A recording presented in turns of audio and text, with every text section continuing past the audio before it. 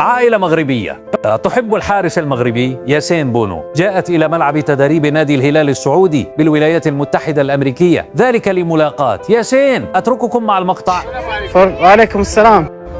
احنا من المغرب جينا نتصوروا مع بونو. والله ونعم والله فيك وفي ندخلوا لداخل نتصوروا مع بونو والله. وحبيبي هنا ما عندناش شمس نشوفوا واخا غير شويه والله ان شاء الله يجيكم. تكلم علينا الله يخليك. والله بنحاول. والله كلم.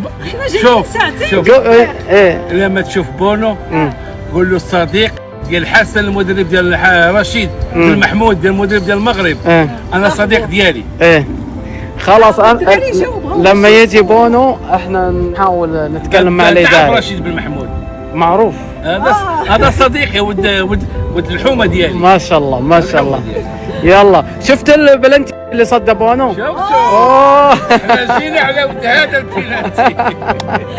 الله يعطيكم الصحة. لما تشوف بونو كلموا ان شاء الله ان شاء الله ان شاء الله. يلا شكرا.